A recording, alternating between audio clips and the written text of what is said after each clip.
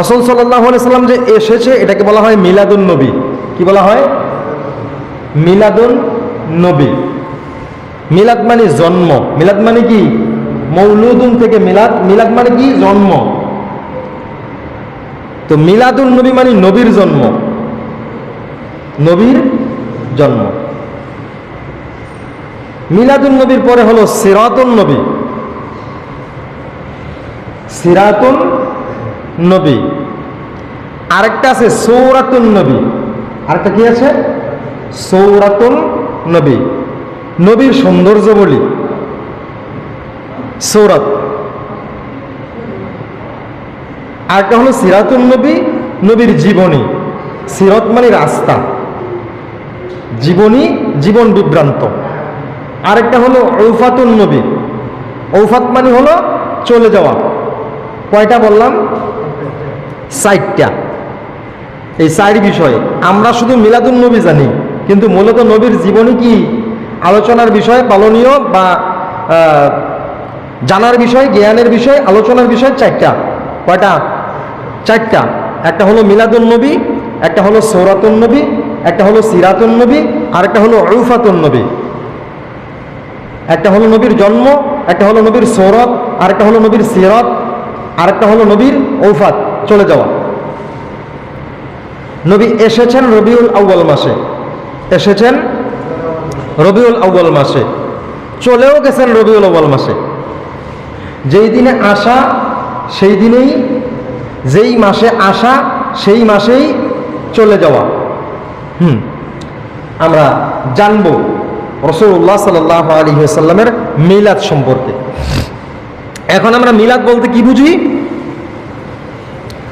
আমরা তো মিলাদ পড়ি কিনা? মিলাদ পড়ি। এটা মিলাদ নয়, এটা দুরুদ। এটার নাম কি? আমরা যেটাতে মিলাদ করি এটার নাম কি? দুরুদ। আর মিলাদ অর্থ হইল জন্ম বিভ্রান্ত।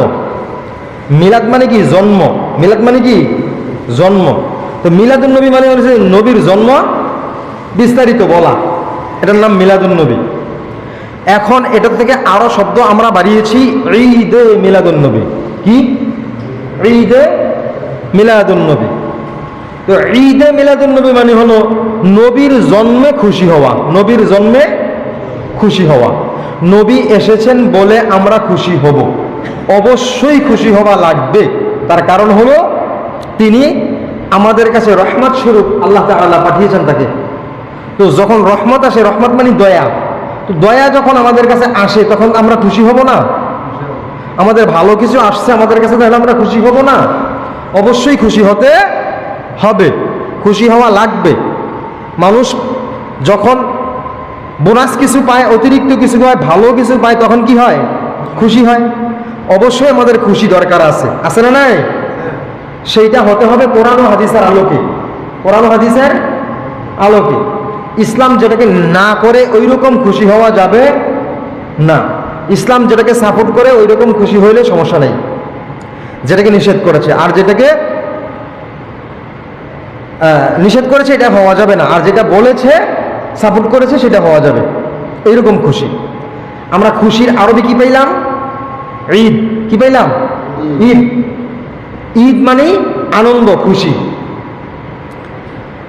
আমরা এক কথায় বলে থাকি ঈদে মিলাদুন নবী।